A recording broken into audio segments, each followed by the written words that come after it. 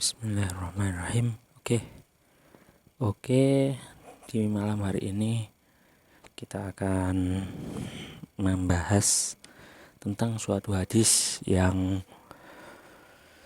sangat familiar di kalangan ahli ilmi, di kalangan orang-orang pintar, atau maksud saya di kalangan ulama ya. Semoga bermanfaat ya. Jangan lupa klik tombol subscribe untuk sebelum saya mulai. Klik tombol subscribe, like, komen sebanyak-banyaknya. Komen yang penting atau yang nggak penting juga nggak apa-apa, sebanyak-banyaknya. Semoga saja dapat membangun channel ini, channel yang baru ini.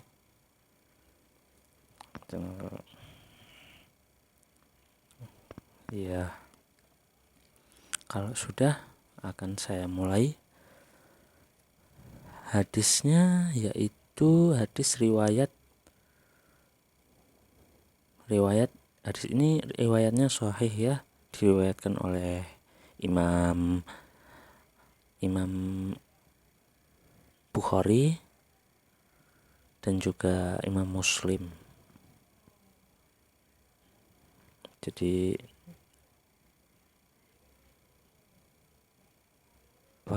Jadi kita amalkan. Jadi hadis ini patut untuk kita amalkan dalam sehari-hari.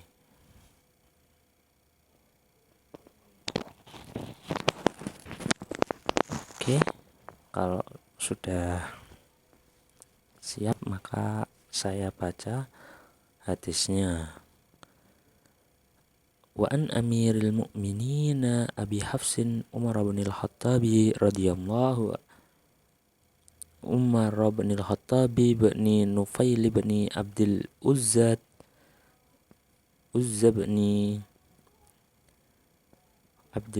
bin Riyah bin Abdullah bin Qurti bin Razah bin Adi bin Ka'ab bin Lu'ay bin Ghalib al-Qurashi al-Adawi radhiyallahu anhu. Qala sami'tu Rasulullah sallallahu alaihi wasallam yaqulu innamal a'malu binniyati wa innama likulli imri'in ma nawa faman kanat hijratuhu ila Allah wa rasulih fahijratuhu ila Allah wa rasulih wa man kanat hijratuhu lidunya yusibuha aw imra'atin yankihuha fahijratuhu ila ma hajara ilaihi. Muttafaqun ala sihhatihi. Rawahu Imam al-Muhaddisina Abu Abdullah Muhammad bin Ismail bin Ibrahim bin al-Mughirah bin Bardizbah al-Ju'fi al-Bukhari wa Abu al-Husain Muslim bin al-Hajjaj bin Muslim al-Kushairi. Salah enggak al-Qurashi tapi al-Kushairi an-Naisaburi radhiyallahu anhuma fi sahihaihi alladaini huma asahhul kutubil musannafati.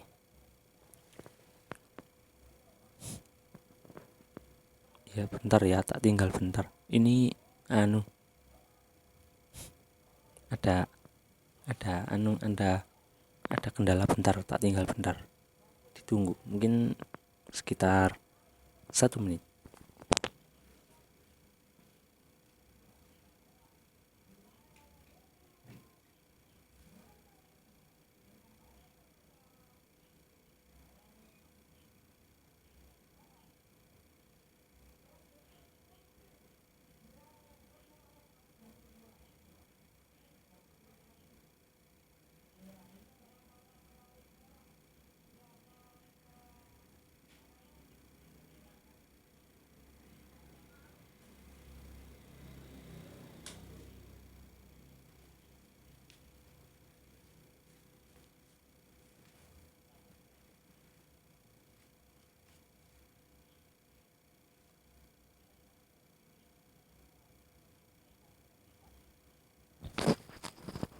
Oke, ya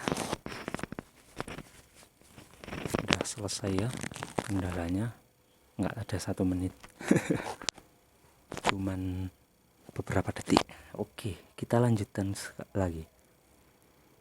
Yaitu hadis ini diriwayatkan oleh Amirul Mukminin yang kedua. Siapa itu? Ya, dia adalah Umar bin Khattab. Siapa Umar bin Khattab itu? Khalifah yang kedua setelah Nabi Muhammad SAW tiada, dilanjutkan kepemimpinan Islam di tangan Abu Bakar As-Siddiq. Lalu setelah Abu Bakar baru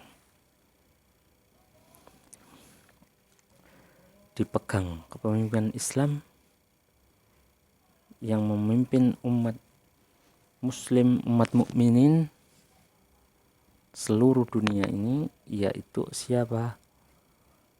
Abu Hafs. Yaitu apa? Abu Hafs itu julukannya Umar bin Khattab, yaitu Abu Hafs itu bapaknya singa. Jadi Umar itu punya julukan Abu Hafs, yaitu bapaknya singa. Kenapa dijuluki bapaknya singa?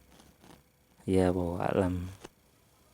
Mungkin karena sifatnya yang ganas gitu, mungkin sampai dijuluki bapaknya singa. Oke.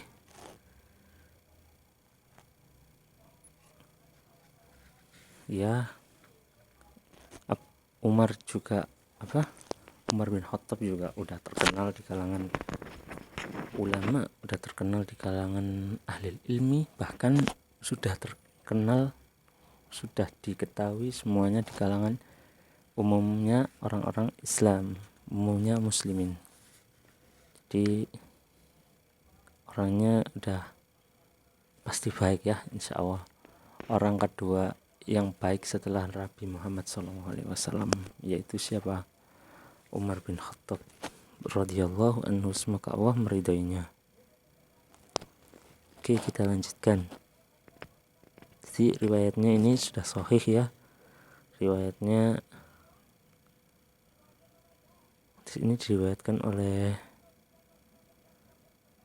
Imam Bukhari dan Imam Muslim di dalam kitab sahih keduanya. Jadi sudah jelas, sudah pasti sahihnya, udah pasti benernya riwayatnya udah benar, udah sahih, nggak ada cacatnya pasti ya. Terus siapa? Sudah pasti bisa diamalkan ya, insya Allah udah diterima, udah terangkat hadisnya itu, riwayatnya itu udah terangkat sampai Nabi Muhammad SAW. Kalau riwayatnya ini adalah riwayat yang sahih.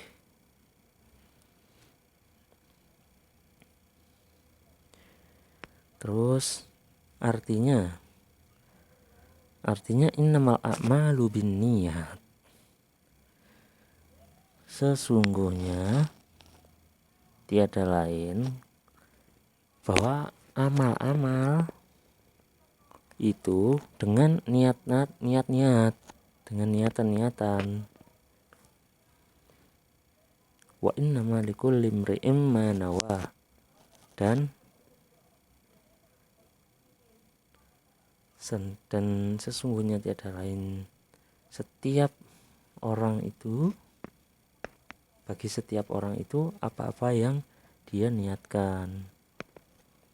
Faman kanat hijratuhu ilallahi wa rasulihi,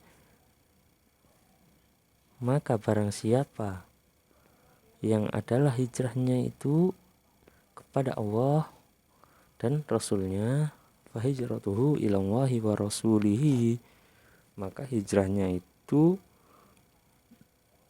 kepada Allah dan Rasulnya. Wa man kanat hijratuhu lidunya yusibuha, dan barang siapa yang adalah hijrahnya itu untuk dunia yang akan dia dapat yang akan dia dapatkan yang akan dia mendapatkannya, awim ro'atin yang kihuha, atau perempuan yang akan dia menikahinya, fahijratuhu ila ma hajara ilaihi, maka hijrahnya itu kepada apa-apa yang dia hijrahi, dia berhijrah kepadanya.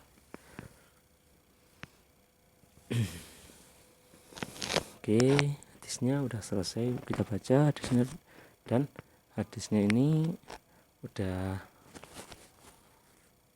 kita artikan juga ya. Sekarang kita masuk kepada keterangannya. Ini membahas tentang niat lagi. Betapa pentingnya niat dalam suatu amalan. Betapa pentingnya niat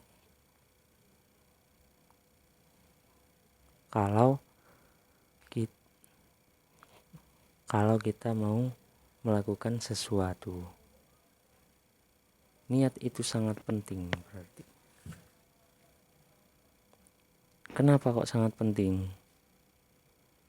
Karena niat itu akan dinilai oleh Allah Subhanahu wa ta'ala.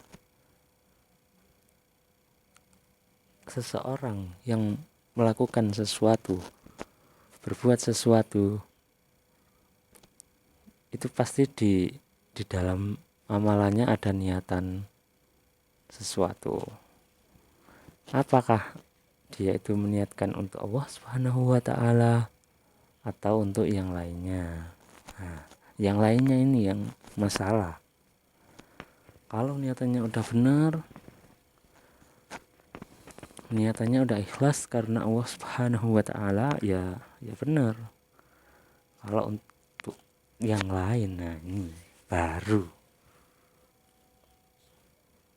bisa jadi masalah buat dirinya.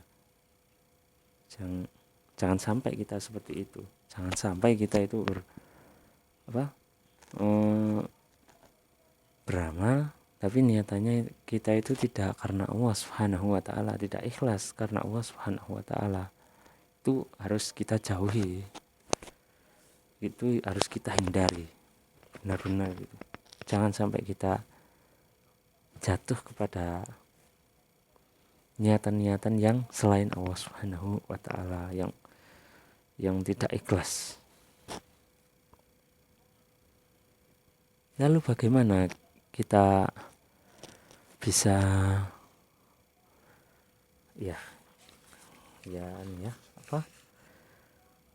kalau di hadis ini,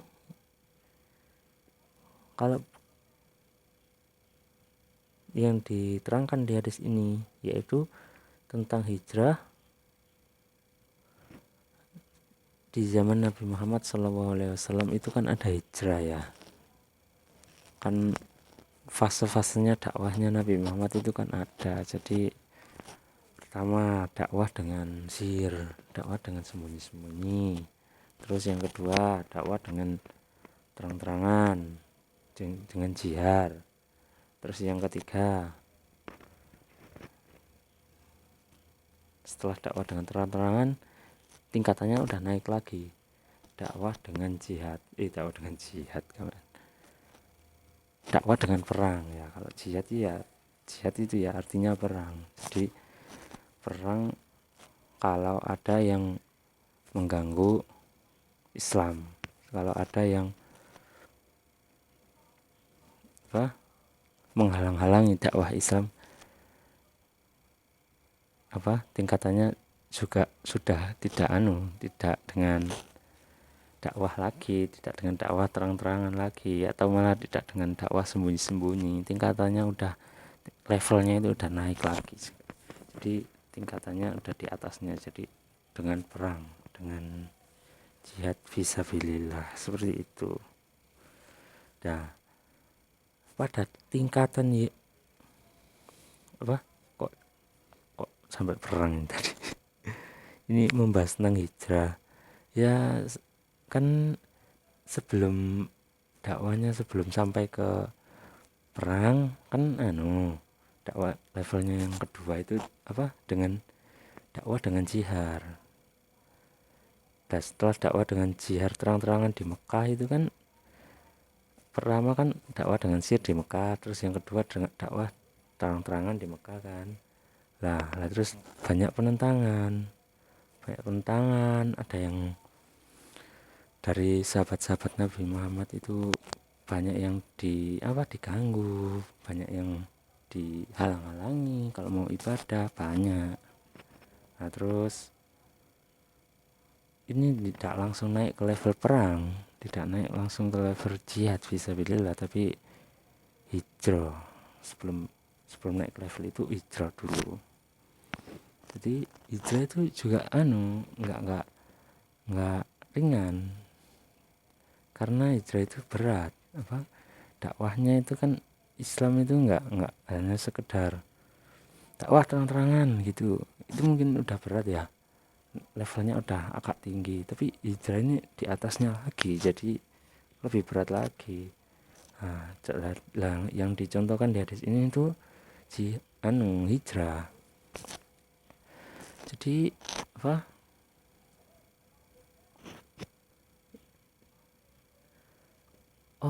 kan pekerjaannya itu cara mengamalkannya itu kan udah berat ya.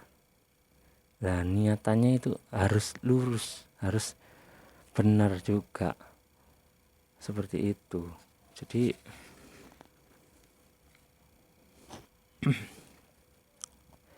Jadi hijrah ya dilakukan dengan niatan hijrah, terus dilakukan dengan niat karena Allah Subhanahu wa taala, bukan karena yang lainnya. Nah, kalau niatannya yang lainnya, hijrah karena apa? Kan hijrah itu kan berat, meninggalkan sanak family, meninggalkan harta, meninggalkan semuanya, pindah ke tempat Madinah, pindah ke Madinah di zaman Nabi Muhammad itu.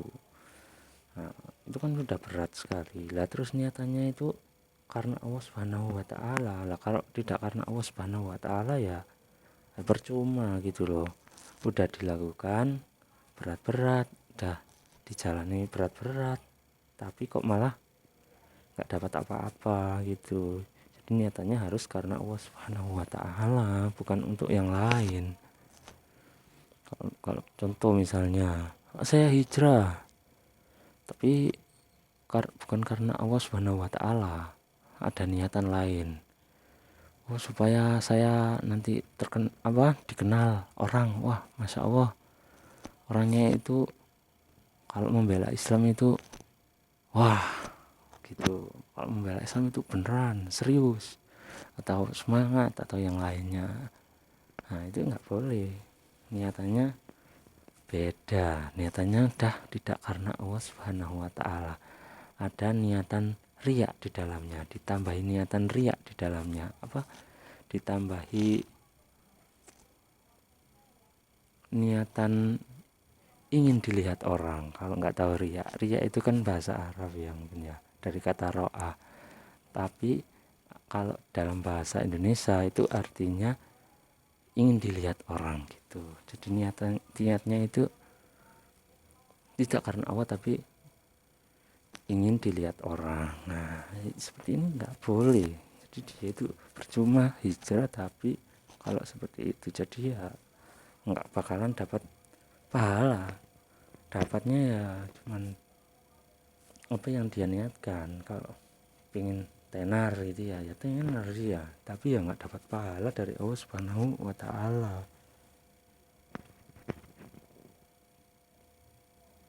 Nah ini harus buat orang yang hijrah itu tadi ya harus benar-benar dia harus menghadapinya dengan serius. Soalnya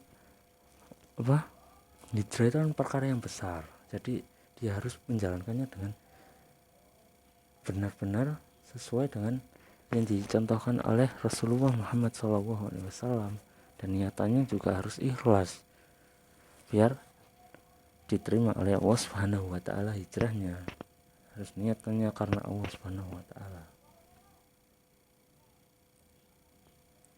seperti itu. Artinya dia harus benar-benar melihat niatnya dalam melakukan hijrah tersebut.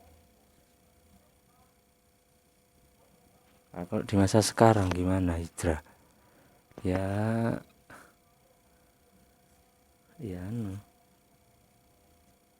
kalau sekarang kan nggak ada hijrah ya.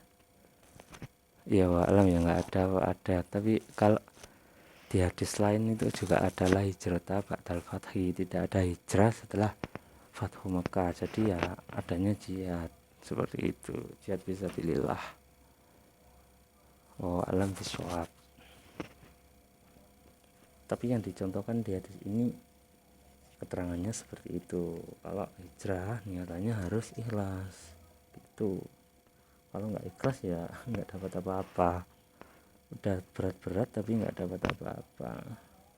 Nah, kalau kita sekarang ya kita jalanin aja agama kita ini sebagus mungkin, sebaik mungkin.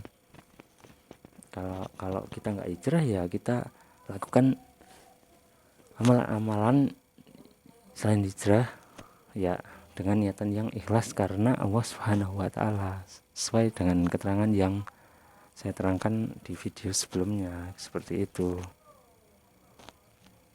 Kalau hijrah kan mungkin berat, tapi kalau sekarang mungkin kita nggak diuji hijrah ya, jadi ya lebih ringan. Meskipun lebih ringan ya harus kita niatkan ikhlas karena Allah Subhanahu wa taala. Atau contoh yang kedua yaitu apa? Untuk kalau ini kan untuk dunia tadi ya. Yang contoh yang kedua untuk mengejar perempuan. Jadi hijrah tapi bukan karena Allah Subhanahu wa taala, tapi karena perempuan yang akan dia nikahi. Ya mungkin dia akan mendapatkan perempuan yang dia nikahi, mungkin dia bisa menikahi perempuan tersebut seperti itu. Tapi niatannya udah tidak karena Allah lagi, tapi ditambahin niatan untuk mencari wanita tersebut, untuk mendapatkan wanita tersebut agar dapat menjadi istrinya. Ya akhirnya ya nggak dapat pahala hijrah seperti itu. Udah berat-berat hijrah tapi nggak dapat ganjaran, nggak diganjar sama Allah Subhanahu wa taala. Nggak usah saya ulangi lagi ya. Jadi niatan itu harus dijaga, harus benar-benar diperhatikan dalam beramal. Kalau hijrah ini urusan berat. Nah kalau sekarang mungkin kita nggak hijrah ya, niatannya yang lurus. Amalan-amalan sehari-hari kita ya kita perhatikan, udah ikhlas belum, udah karena Allah belum, terus cara-caranya juga udah benar belum melakukannya, seperti itu. Urusan menikah ya niatannya karena Allah Subhanahu wa taala. Itu bukan untuk yang lain. Kan di hadis lain juga ada disebutkan. Nah, nanti di pembahasan yang lainnya, di video yang lain lah insya Allah. Tata cara memilih wanita untuk dinikahi seperti itu. Mungkin cukup sampai di sini dulu ya. Kalau ada kekurangan ya mohon maaf dari saya. Kalau ada dari saya dan dari setan mungkin ya. Na'udzubillah min dzalik. Na'udzubillah minasyaitonir rajim. Nah, terus kalau ada kebaikan terus atau manfaat dan semoga dibarokahi Allah Subhanahu wa taala juga, itu datangnya dari Allah Subhanahu wa taala. Semoga bermanfaat. Pada video kali ini saya cukupkan sampai di sini. Alhamdulillahirabbil alamin. Rabbana taqabbal minna innaka antas samiul alim wa tub alaina innaka antat tawwabur rahim. Wassallallahu ala Muhammad wa ala ali Muhammad walhamdulillahirabbil alamin.